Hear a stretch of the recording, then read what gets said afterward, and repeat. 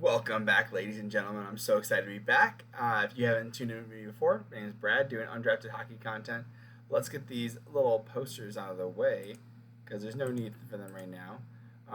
But we're going to jump right into the review of the the third round, the third round of the Dallas Stars and the Edmonton Oilers. So jumping right into it, you can see a phenomenal little push and shove right here. But we're gonna jump right in and we're gonna go over my predictions. So based on what we saw against the Vancouver Canucks and the Edmonton Oilers, we're seeing it's a bunch of interesting things. So my thing, what I'm going here with is clearly I'm biased. I don't know if you can tell. I'm a little biased. I got a Robertson's jersey on right now that my wife got me, but I'm excited about. I'm really excited about this series because I do have Dallas going to the Stanley Cups. Now it's not just because I'm a Dallas Stars fan. I genuinely think they're a phenomenal team. Now you're going up against a dynamic offense like the Edmonton Oilers. You have to be prepared for that. And just to show, actually, we're not going to go over the schedule. We're going over to their points right here. So looking at some of their amazing points producers. Drysdale, 24 points in 12 games, 2 points per game. Connor McDavid still putting up only 2 goals in the whole playoffs, 21 points. Still almost, just crazy. Evan Bouchard, first defenseman ever to have 20 points in the first 2 rounds of the playoffs.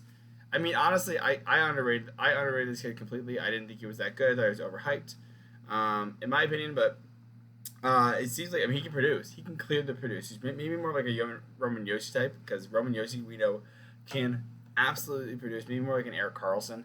I don't know his defensive games, but I've heard it's not that great. So, Ryan Hopkins, 16 points in 12 games. And Zach Hyman, 13 points in 12 games, 11 goals. Phenomenal. Love that for him. And now this is a great team, but you know that they're leaning really heavily on this power play. The power play is nuts. Ryan Hopkins, by the way, is shooting percentage right here, 23.5%. Unsustainable. Hyman, 22%. Unsustainable, but they're doing it. Even Dylan Holloway over here, 4 points, 12 games, 21%. Dude, and Adam Henrique, who's injured, 25%. These guys are shooting phenomenally well right now. And we know this. We know that Edmonton can put up points. But when it comes to this, they need to be able to shut down and defend, right? That's why they brought him Matisse Ekholm last year. And he's playing well, 6 points, 12 games. Again, more of in a defensive role. That's exactly what you want him to play. And when it comes to them going to now I mentioned the issue is for them isn't scoring. It can be, right? We saw some of that with the Vancouver, not the Vancouver series, the LA series. If we're going back to April when they played the LA Kings, we saw great scoring 5-4. But look, 4 goals in, it's not great. 5-4 loss. They scored 4, but they let 5 in. They won, scored about 6, and they were all shut down, allowing 1 goal. Phenomenal. I don't know what happened here, guys. 1 goal, or they won 1-0, which is crazy to me. And then you're moving on to against the Vancouver series. Again, they let 5 goals in, scored 4 goals. We know this team can produce. Here we go. 4-3, 4-3, 3-2, 3-2, 5-1, 3-2. Like, you're not, like, even if you win, your goalie's letting in 2 goals. That is reasonable. That says you can keep. If you goalie lets in only 2 goals, they're keeping you in the game. So you can kind of just wipe those ones clear. And which they played better, right? You can see that most of them. Besides better, I'd say again better. Let's say here they won because they only had 2 goals in here, 1 goal here. They let 3 goals in here though. They let 5 goals here. They let 3 goals here. They let 3. So you're not getting amazing goaltending, and you can't necessarily rely on them. And even looking at their stats with the Edmonton Oilers, Skinner and Pickard, like Skinner's great, but a .881 is not good goaltending. He's one of the worst goaltenders in the cap era. I think he moves almost back to into the 1990s, which is crazy to me. And Pickard has 1 full win, 1 loss, but still put up a .95. 1-5. Maybe there is something where you're doing like 2 games of Skinner, 1 of Pickard. Like, just switch it up. Maybe give the guy a little rest. But numbers on Pickard looks a lot better. I might start Skinner, see how he goes. If he loses game one against Dallas Stars, you put Picard in. You gotta try it. You have to try these.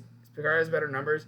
I know Skinner's supposed to be the better goalie. He's a little younger, but I think you just need. You're in the third round. You need to be able to win if you're Edmonton.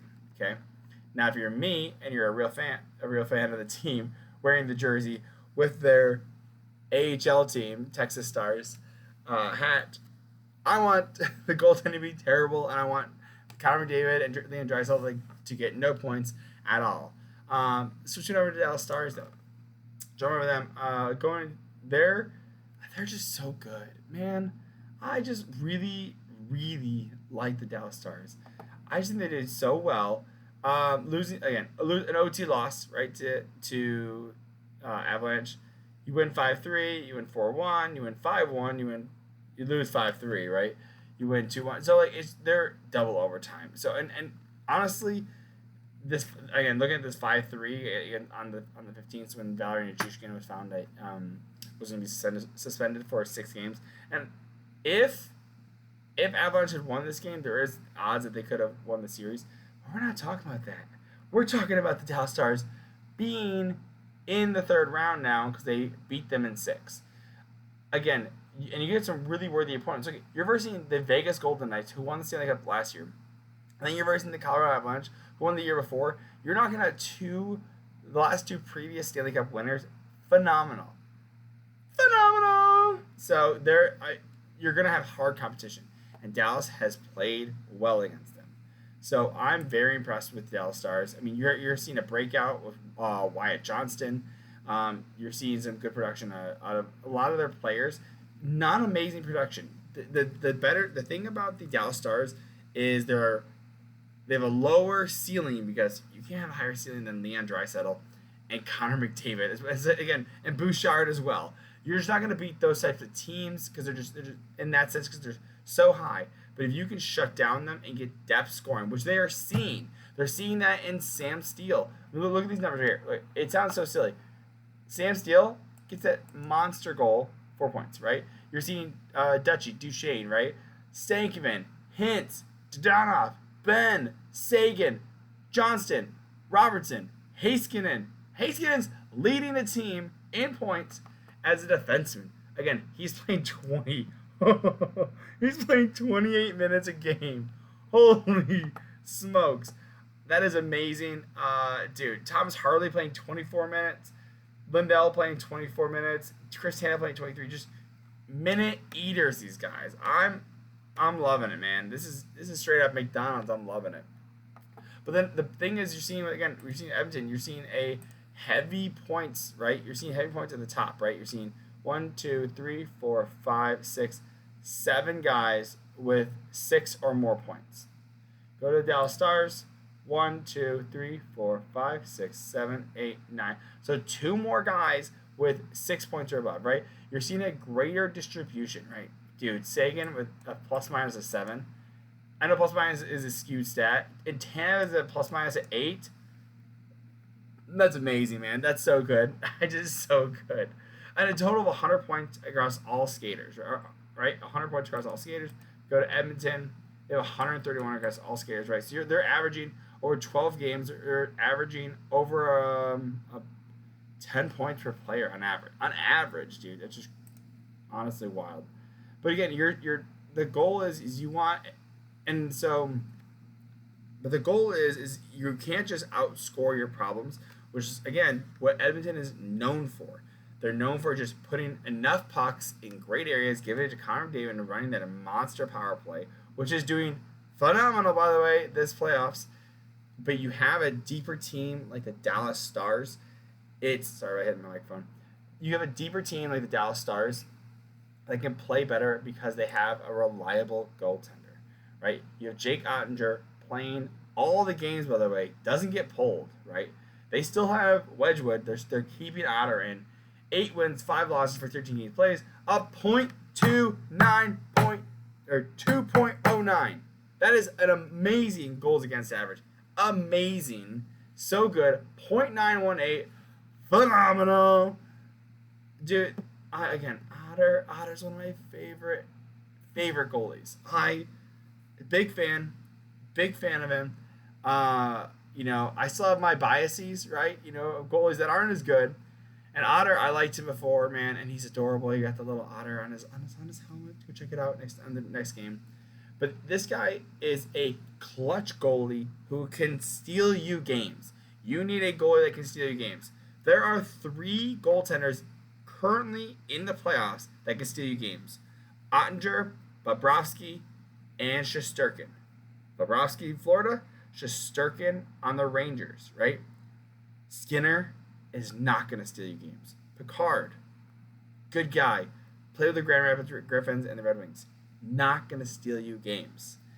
There's 5 goalies that are playing here, and only 3 of them are going to steal games. You're getting numbers like this a little above 2 goals a game. I think that number is going to rise because you have Connor McDavid and Leon Draisaitl, but you have phenomenal players like defensemen like Thomas Harley and Chris Tanev. So to me, Dallas isn't going to score 7 goals, right? It's just not going to happen. They're going to score 3. Otter may let in 2. And they're just going to shut you down because the goalie of the Edmonton Oilers just is a little more Swiss cheese than Ottinger is. And I think they're just going to pound it, and they're just going to keep putting pucks on net, and they're going to take them down because it's just there's the defense and the goaltending of Edmonton is just not good enough, right? So to me, this is a Dallas game. I don't want to say it's 7. 7. I'm feeling Dallas in 6. I'm feeling Dallas 6. It'll probably go 7. And I can even see 5. I can see even 5 games Dallas taking it. But I'm not that disrespectful towards Connor McDavid though. Like, to me, it's just it's not fair to Connor. It's not fair to Leon, who are both phenomenal. They're so good. They're such good players. But I think I'm gonna go. Do I go safe? Do I go safe? I think. Yeah, I'm going with Dallas in 6. I think it's 2 wins at home. I think it's 2 wins at home. They lose. They win a game in Edmonton. So they win 1, lose 1, win 1 in Edmonton, lose 1 in Edmonton. Take the Game 5 win, Game 6 in Edmonton. Take the win. That is my prediction there. Dallas in 6. That is my prediction. Robertson. I think Robertson scores 1 game-winning goal. That's my prediction. And Otter finishes. I think they're gonna that goal, that save percentage is gonna lower, and that goal against average is gonna lower as well. But dude, time on ice. Look at this. 4,009. Dude, holy smokes! How is he? How are the losses and overtime losses? Okay, because the numbers aren't. That's weird. I don't like that. Are the averages? It's alright. Oh yeah, because it's the averages for the league. I don't know. Anyways, let me know what your thoughts are. Hit like, subscribe. And yeah, thanks for welcome back. Come check the channel out. I'm gonna go make some more. I'm gonna make another video. Let's do the preview. I'll do the preview next of the Rangers in Florida. So if you want to come and hang out, come hang out. Let me know what your thoughts are. Who you got? Tell me who you got. Put it down in the comments below. I appreciate it. I love you. Welcome back. Okay, see ya.